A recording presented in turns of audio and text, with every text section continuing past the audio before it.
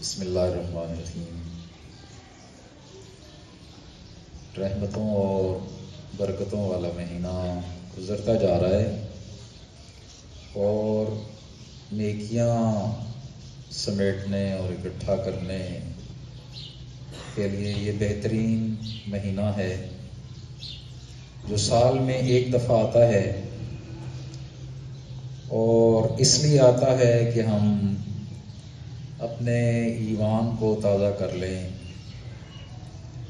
یہ ایک refresher course ہے عملی زندگی کے لیے کہ باقی جو 11 مہینے ہیں ان کے لیے ایک نیا جذبہ، نیا ولولہ، نیا ایمان، تازہ ایمان ہم حاصل کر لیں اس مہینے سے،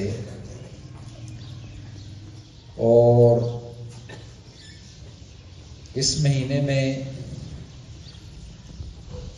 ہم جتنی بھی کوشش کر سکیں اپنے معاملات کو درست کرنے کی،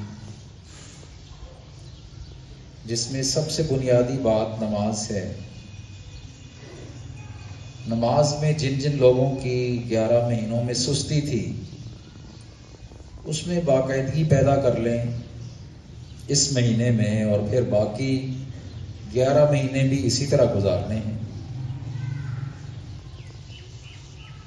قرآن مجید جو اللہ تعالیٰ کی عظیم کتاب ہے اور ہمارے پاس اللہ نے اس لیے بھیجی ہے کہ ہم اس سے رہنمائی لیں۔ ہم لوگ تلاوت کرتے ہیں، طوطے کی طرح پڑھتے ہیں، ثواب سمجھ کر پڑھتے ہیں، یقیناً تلاوت کرنا بھی ثواب ہے، لیکن یہ بات یاد رکھ لیں کہ قرآن مجید عملی کتاب ہے، پریکٹیکل بک ہے، سمجھ کر پڑھنے کے لیے آئی ہے اور عمل کے لیے آئی ہے۔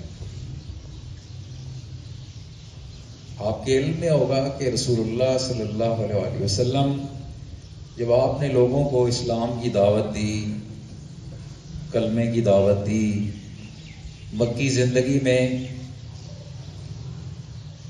تو جو حالات بنتے اللہ کی طرف، قرآن مجید اللہ کی طرف سے نازل ہوتا اور ہدایات ملتی کہ اب آپ ایسے کریں، اب آپ ایسے کریں۔ کافر آپ کو تنگ کرتے تھے، آپ کی بات نہیں سنتے تھے، نہیں مانتے تھے، اللہ کی طرف سے فوراً وہی آ جاتی کہ اب آپ نے ایسے سمجھانا ہے ان کو، اب آپ کا رویہ یہ ہونا چاہیے۔ اور یہ بھی یاد رکھیں کہ قرآن مجید جس طرح میں نے بتایا کہ پریکٹیکل بک ہے، یہ ان لوگوں کو سمجھ آتی ہے جو پریکٹیکلی اسلام کی دعوت کا کام کرتے ہیں۔ جو آدمی پریکٹیکل نہیں کرتا اسے یہ بک، یہ کتاب سمجھ نہیں آتی۔ یہ بالکل ایسی ہے جیسے سائنس ہے، سائنس کے subject physics, chemistry, biology, computer, آپ رٹا لگاتے رہیں لیکن جب تک آپ پریکٹیکل نہیں کریں گے آپ کو سمجھ نہیں آئے گا۔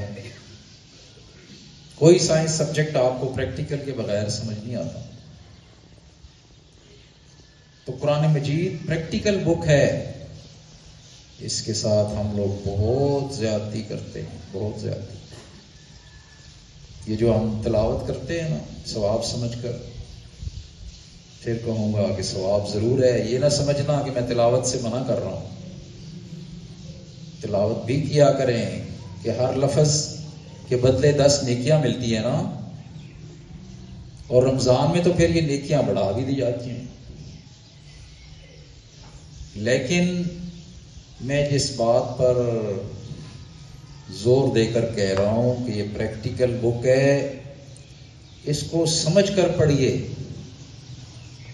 اور سمجھ تب آئے گی جب آپ اللہ کے دین کی دعوت کا کام عملاً کریں گے، جس کو ہم نے چھوڑا ہوا ہے، جس کا کنسپٹ ہی نہیں ہے اب ہمارے پاس کہ کوئی کام کرنے والا بھی ہے۔ حالانکہ قرآن کے اندر بھی آتا ہے کہ وَلْتَكُمْ مِنْكُمْ أُمَّةٌ، تم میں ایک گروہ ضرور ہونا چاہیے. یدعون الی الخیر. Attention please, period 1 stars. Attention please, period 1 stars. لوگوں کو نیکی کی دعوت دے، اسلام کی دعوت دے.